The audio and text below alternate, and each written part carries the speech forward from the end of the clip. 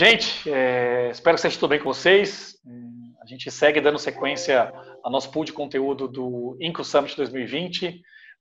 Espero que até o momento tenha sido produtivo para vocês, tem muita coisa pela frente ainda. E talvez trazendo um assunto que muitas vezes a gente deixa de lado, né? A gente costuma falar muito de inovação, transformação digital, até de saúde, né? Nesse momento de pandemia. Eu acho que muitas vezes a gente deixa um assunto super importante de lado, que é pessoas, né? Como gestão de pessoas está se transformando, como era people management no passado, como é hoje, o que a gente pode imaginar daqui para frente, né? Eu li um artigo muito legal da Harvard Business Review, eu vou tentar compartilhar com vocês de alguma forma junto desse vídeo, falando que a gente avançou aproximadamente 7 anos, né, para o futuro. Quando eu falo de avançar 7 anos para o futuro, a gente fala de transformações em várias áreas, né, e com certeza a gestão de pessoas é uma área que vai sofrer bastante. Antes pessoas ficavam no escritório, antes a rotina de trabalho era muito parecida, agora a gente tem times remotos trabalhando em todo lugar, né? E olha que bacana, um pouquinho antes de gravar esse bate-papo aqui com a Cris, eu abri uma matéria mostrando o quanto os corretores do interior de São Paulo, né, a gente está gravando aqui de São Paulo, estão ganhando dinheiro nesse momento de pandemia exatamente por alugarem casas a pessoas que estão fugindo das grandes cidades. É muito maluco, né? Quem imaginou que um dia as casas fora de São Paulo poderiam valer até mais que as casas de São Paulo. Então, tem muita coisa legal para a gente falar. Cris, eu queria te agradecer o seu tempo, eu queria agradecer pela sua disponibilidade de estar aqui com a gente e escutar um pouquinho de você, né, Cris? O que na prática está mudando, como você enxerga gestão de pessoas, como era feito no passado, quando a sua carreira começou, como é feito hoje, na sua visão, e o que você imagina de transformação para o futuro. Rafa, obrigada pelo convite, é um prazer estar aqui com vocês, tentar passar aí um pouco da minha experiência, o que eu já vivi, o que eu escuto bastante, né, de executivos e pessoas que a gente o tempo todo interfaceia na vida, né. Gestão de pessoas começou há 50 anos atrás, né, o conceito de gestão de pessoas e como ele mudou ao longo do tempo. Se a gente for pensar, a gente tinha chefes, né, que inspiravam medo e focavam nos processos. E hoje a gente busca, não que a gente tenha ainda 100% deles, líderes que ganham respeito e focam nas pessoas. Então, a gente precisou de 50 anos para conseguir perceber essa mudança do comportamento de um líder. E é comum a todo mundo já foi liderado, muitos vão liderar, né? Então a gente sabe, é difícil a gente não ter um colega que não teve um case com algum líder ou chefe ou gestor que foi desagradável.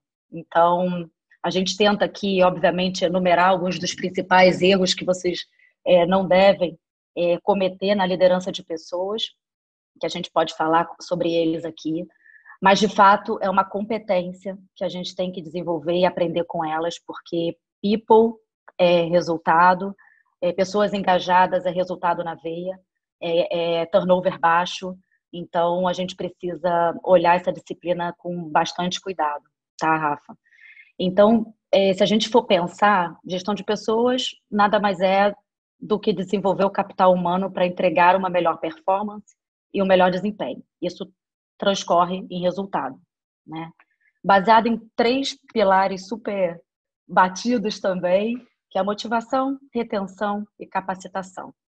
Então, os líderes precisam motivar com intensidade, reconhecer de forma justa e treinar com eficiência, né? E se a gente for pegar, até o nosso histórico profissional, você deve ter vivido isso também, se a gente for pegar 70% da motivação do empregado é influenciado pelo gestor. Então, como isso impacta, né, a figura do líder, como é impactante na carreira das pessoas. Erros muito graves aconteciam, Rafa, do tipo falta de conhecimento, não inspirar pelo exemplo, né? Não apresentar inteligência emocional, e quando eu falo inteligência emocional, acho que a gente deve ter um capítulo sobre isso, eu estou falando que o gestor tem as suas emoções, só que ele precisa ser coerente e agir de forma racional para aquilo não externar para a equipe. E isso é muito raro de acontecer. É uma habilidade que tem sido muito falada E muita gente está focando no desenvolvimento dessa competência. E outro grande erro da gestão, a gente traduz com o time sendo colocado de uma forma estanque, né? O time é composto por indivíduos com competências e habilidades individuais, com talentos individuais, e os gestores com muita dificuldade de colocar as melhores pessoas nos melhores lugares. Então, esses são os erros mais comuns que eu percebo, Rafa. Então, contextualizando um pouquinho. Agora, Cris, pode continuar. Deixa eu até te interromper, mas é uma coisa que você tocou aí, falando de 50 anos atrás, eu sempre tive essa dúvida, Cris, e a cada momento que passa, eu tenho uma opinião diferente, tá? Na sua visão, líder, né, gestão de pessoas, o gestor de pessoas, nasce gestor de pessoas, ou você acha que é uma habilidade totalmente desenvolvível? Vou usar uma palavra esquisita aqui. Você acha que é algo que pode ser desenvolvido nas pessoas? Eu acho que sim, eu acho que a liderança, eu acho que o líder já nasce líder, né? Eu brinco que eu tenho uma filhinha que ela influencia com 8 anos de idade, sem ser arrogante, mandona, enfim. Só que a gente viveu uma geração com gaps técnicos muito fortes, né? Então, antigamente, quem era promovido a gerente, a superintendente, a diretor, eram pessoas tecnicamente muito boas, como eu estava te comentando, que focam muito no processo, muito no resultado, e não atrelando pessoas a esse tipo de comportamento, de evolução de carreira, né? Eu acho que quem não nasceu com uma habilidade nata de liderar, que não tem essa competência de olhar para o outro, consegue desenvolver com treinamento, né? Então, Rafa, a gente fala, e inclusive eu acho que isso está vindo muito à tona agora com a pandemia, e os RHs eles têm que focar nisso, que é o treinamento em conceitos base. Que são? Entender vulnerabilidade, inteligência emocional, saber fazer conversas difíceis e sensíveis. Os gestores não sabem disso, então isso você aprende, sabe? Otimismo talvez você já nasça com ele, e uma comunicação não violenta. A comunicação, ela precisa, é uma habilidade que você também desenvolve, né? Você aprende com o tempo como se comunicar de uma forma menos ofensora, mais próxima das pessoas. Então, eu acho que conceitos base, Rafa, a gente consegue desenvolver sim. Você consegue transformar lideranças técnicas em lideranças de referência e de respeito. Obviamente, é mais fácil para quem já nasce com uma competência, uma habilidade dessa de gerir, de organizar, de juntar equipes, de juntar pessoas. Tá bom, legal. Eu até te interrompi, estava numa linha de raciocínio, mas é uma dúvida que eu sempre tive, Cris, assim, e eu tenho essa mesma percepção, né, de que se é possível mesmo você desenvolver habilidade de gestão de pessoas, ou se a pessoa nasce com habilidade de gestão de pessoas, talvez o mundo ideal seja nascer com essa habilidade e desenvolver alguns skills básicos, né, aí seria o mundo, chamar mundo perfeito, mas até o conceito de liderança mudou muito, né, Cris? Você deu exemplo. No passado, aquela liderança dura, aquele chefe que pegava no pé. Eu acho que para cada momento a gente precisa adaptar o nosso jeito de se posicionar.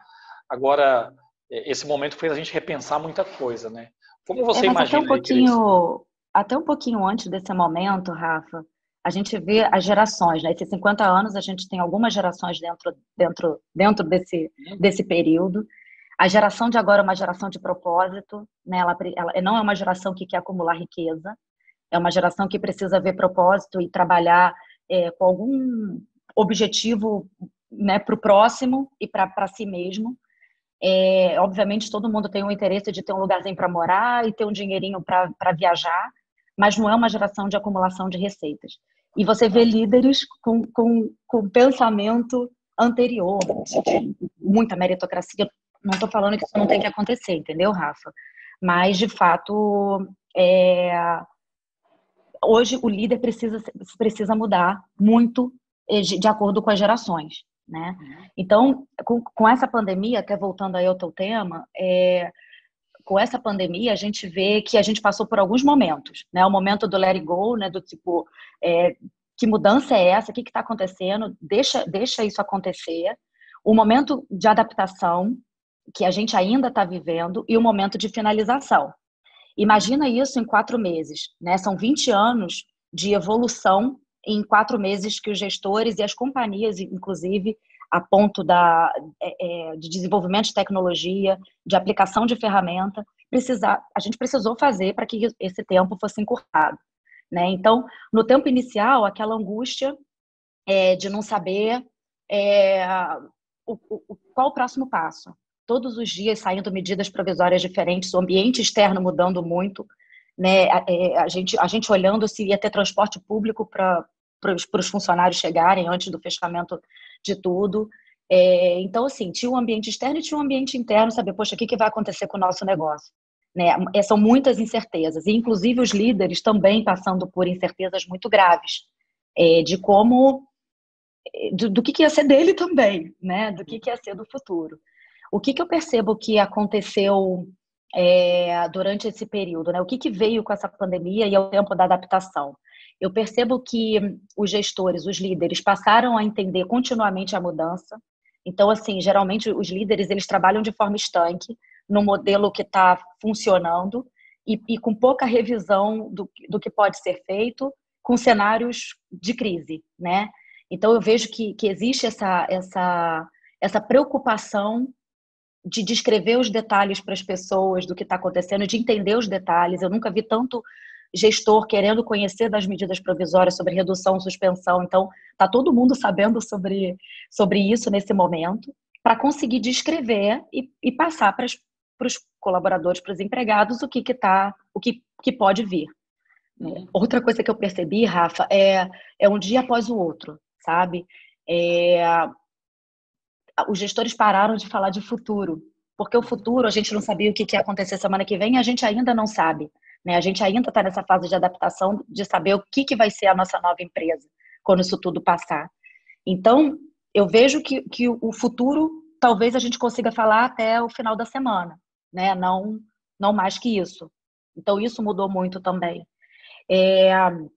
Aí, falando de competência dos gestores mesmo, eu sinto que eles ficaram muito mais empáticos e muito mais abertos, com os ouvidos muito mais abertos. E empático, quando eu falo essa palavra, é literalmente no sentido do dicionário, é você se colocar no lugar do outro, você entender que do outro lado ali o seu funcionário está às vezes com 2 filhos em casa, com um cachorro, que os filhos não entendem que a mamãe e o papai estão em casa e precisam trabalhar, e com aulas remotas e com conteúdos. Eu tenho amigas alfabetizando crianças, então assim, e trabalhando ao mesmo tempo, né? Eu estou numa fase com a minha filha de que eu estou ensinando multiplicação, né? O 4º ano, que é a minha 3ª série, foi um dos mais difíceis, multiplicação, divisão. Então, assim, o que é empatia, né? Eu vejo uma disponibilidade muito grande dos gestores de entender isso. Então, isso tem sido muito bacana e isso é uma competência que vai permanecer, tá, Rafa?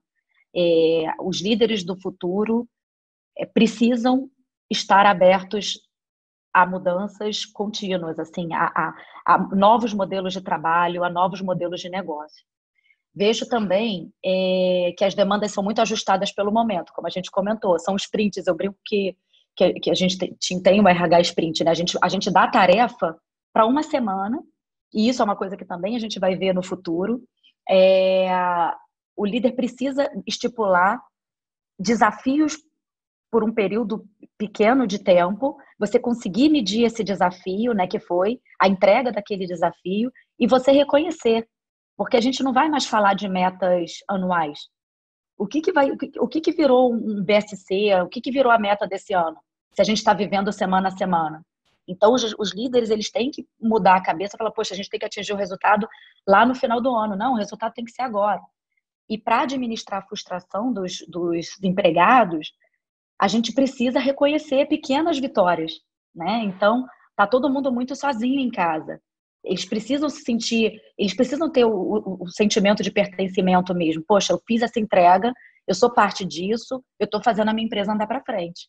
Então, isso mudou muito e é também outra coisa que vai ficar, sabe, Rafa? Eu acho que metas anuais, você pode ter uma global zona, assim, que te dê uma diretriz, o norte para onde você vai, mas, de fato, as pequenas entregas, os pequenos reconhecimentos mais pontuais vão ser melhores vistos por todo mundo, sabe? Isso, assim, desse momento, né? E falando um pouquinho de futuro, Rafa, já comentei algumas das coisas, mas eu tenho uma percepção muito otimista disso tudo que a gente está passando, né? De que isso só vai veio por alguma causa e alguma coisa melhor a gente vai tirar disso.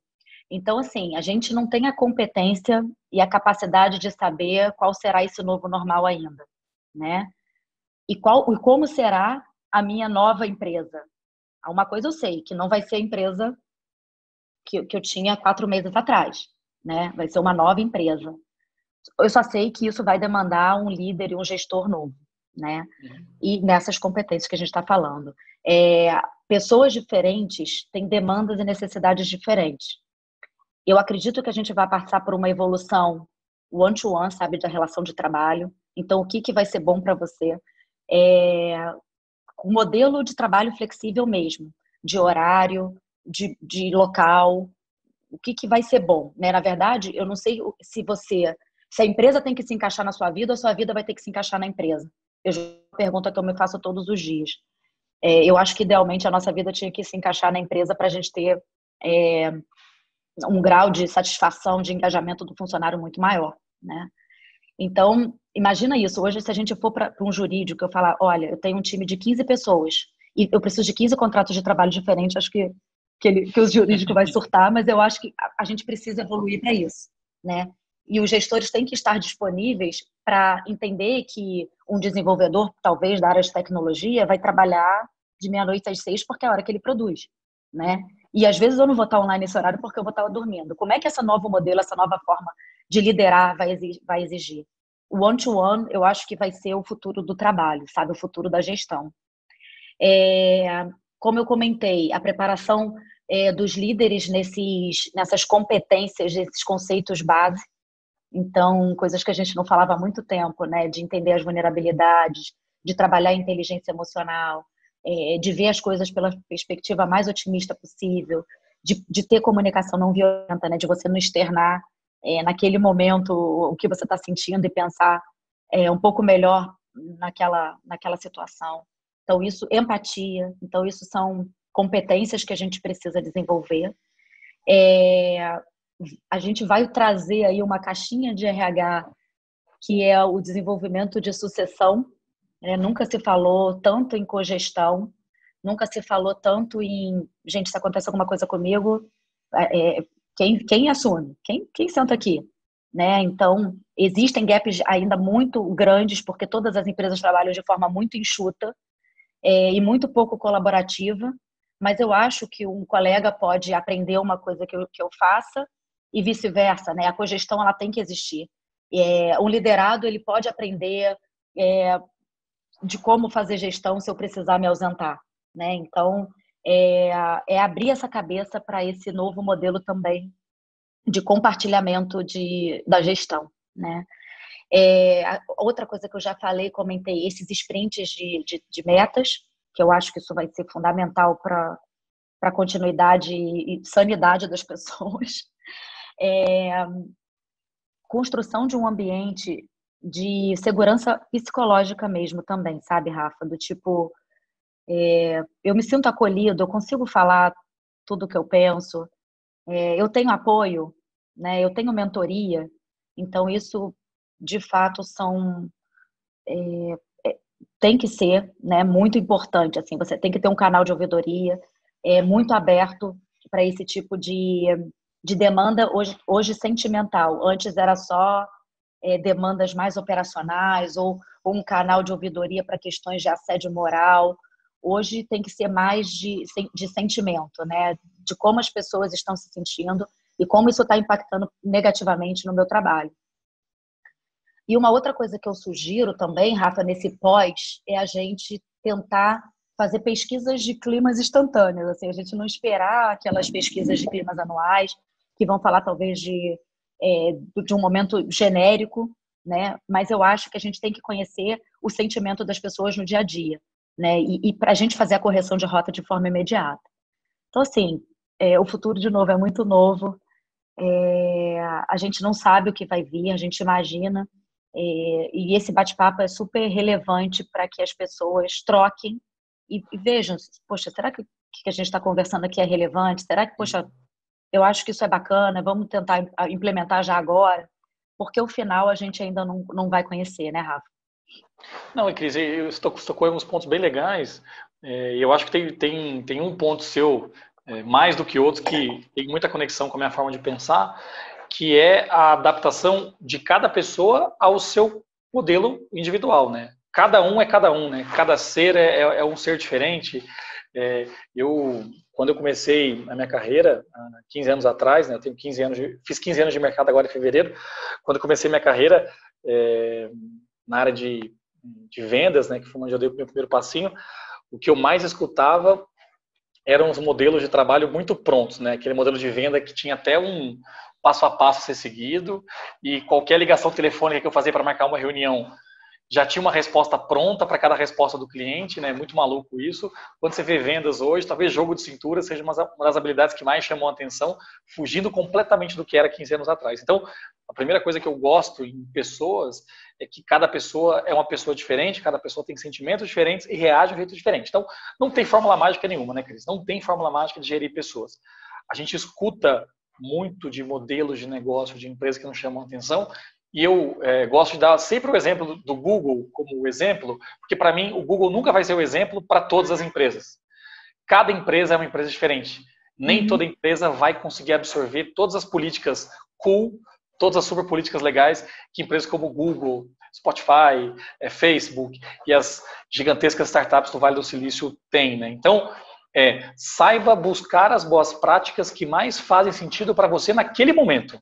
Não é só o que faz sentido, é o que faz sentido naquele momento.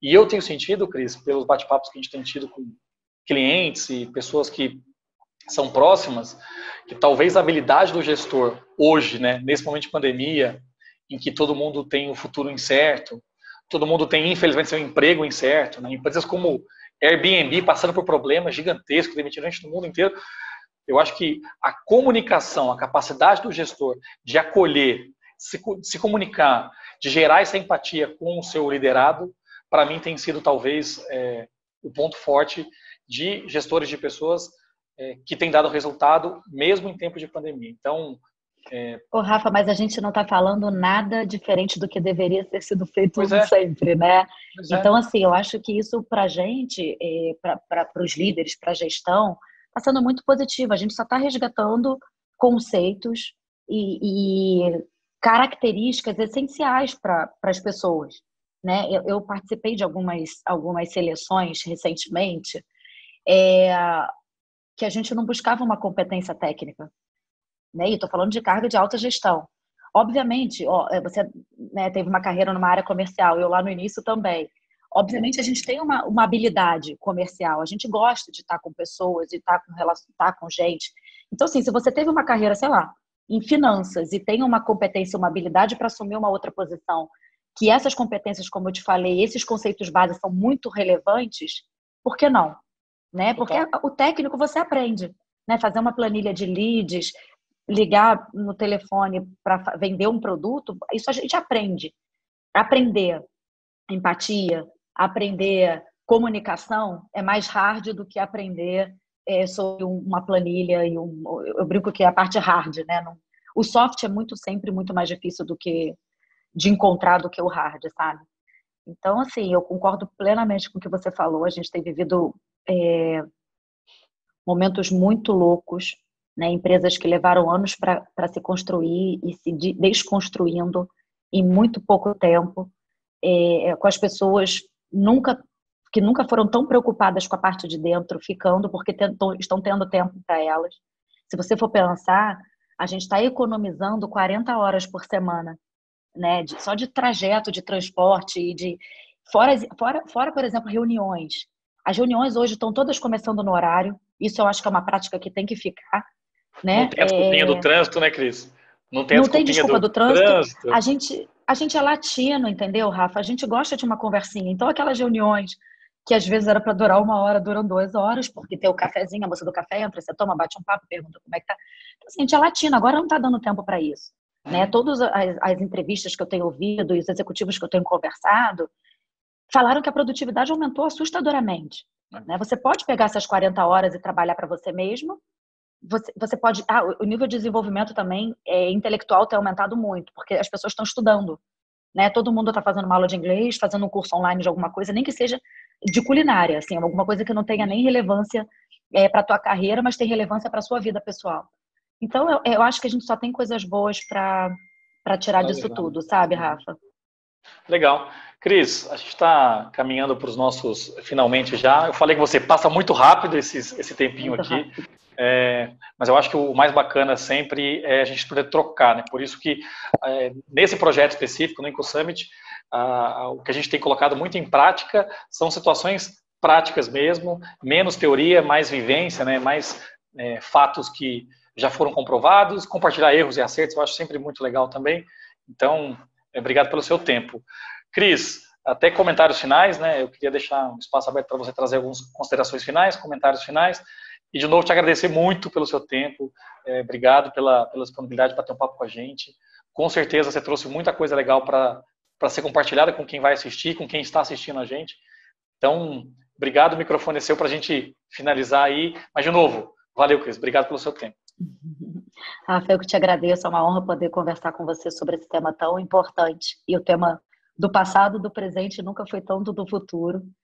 A minha mensagem é de fato que a gente tente sempre manter a lucidez nas nossas decisões, né? Ou a lucidez estrutural do negócio mesmo, ou a lucidez emocional. Então, eu acho que a gente tem uma avenida de trabalho para fazer ainda com as pessoas estão emotivamente precisando, os líderes estão emotivamente também mais frágeis, e a gente aqui, como RH, precisa apoiá-los nessa jornada, né, para a gente sempre colher o melhor potencial das melhores pessoas. Eu agradeço muito, muito obrigada. Legal, Cris. Valeu, obrigado. Gente, a gente se vê na próxima aula. Espero que todos vocês estejam gostando e estejam bem. Valeu, obrigado. Tchau, tchau.